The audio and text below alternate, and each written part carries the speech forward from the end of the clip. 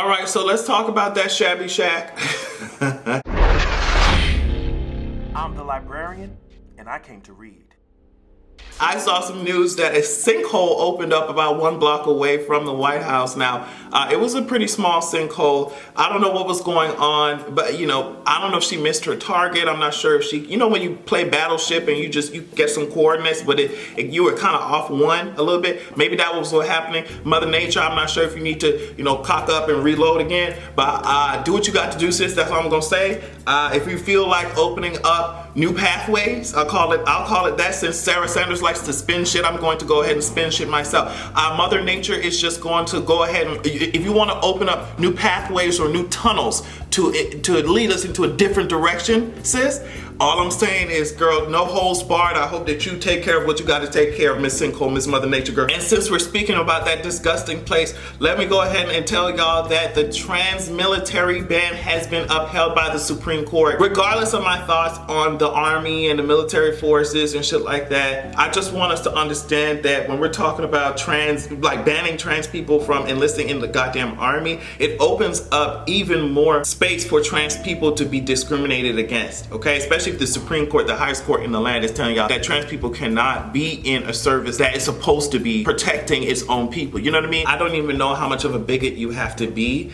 to prevent someone who is willing to risk their life for your dumb ass from doing so just because they are a trans individual. As I said on Twitter, the effects of these types of bans do not just stay in this vacuum of the military. If this type of attitude or this type of policy spreads to more factions within the government, it's gonna be ridiculous. And when we're talking about businesses and companies and people who rent out their goddamn spaces, apartment complexes and shit, we have to remember that the government, that the highest court in the land, sets the benchmark. They set the rubric for how you treat people. It can spread like wildfire, and trans people are some of the least protected people in our society. So it is highly disappointing, but not surprising. What is also not surprising is that I'm reading here that Trump will meet with the Covington Catholic boys at the White House. Jesus. And also Nicholas Sandmann, who is a man who I need to call Spider-Man to take care of his dumb ass, but Nicholas Sandmann, who was at the center of this whole Covington situation,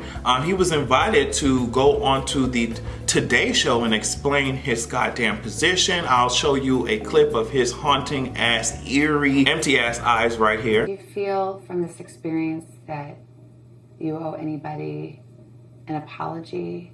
Do you see your own fault in any way? As far as standing there, I had every right to do so. My position is that I was not disrespectful to Mr. Phillips. I respect him. I'd like to talk to him.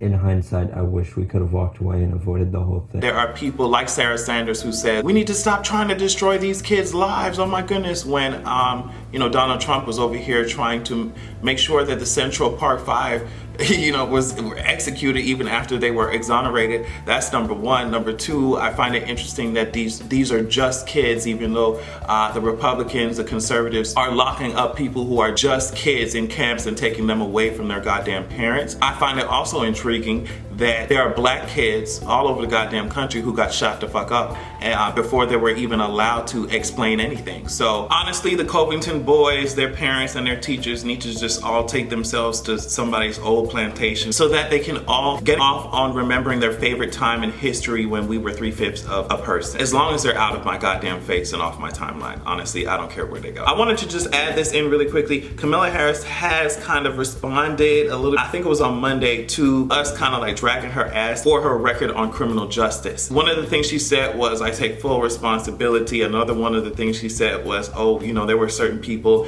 in my office making decisions that I was not aware of. That to me kind of was just like, okay, girl. To me, that didn't help your case, because I'm just like, if you're the president, what's stopping people from making decisions that you weren't aware of while you're in the Oval Office? Like, that doesn't inspire confidence in our asses. Like, of course, no one's a computer and can watch every person that they have employed 100% of the day, but god damn girl, like that's not it. So honestly, I want to know what you guys think about this, because it's very obvious that a lot of the black community does not trust her, and it's for a good reason. If you look at the criminal justice part of her record, and she's trying real hard. She's over here releasing shit on MLK Day. You know what I mean? Like, she's trying, because she knows, the team knows that shit. And as I said in my live stream, Kamala Harris has been progressive in certain ways, obviously, but she's matched it with, you know, her conservative ways. I think in certain cases, she was even more conservative than her Republican counterparts.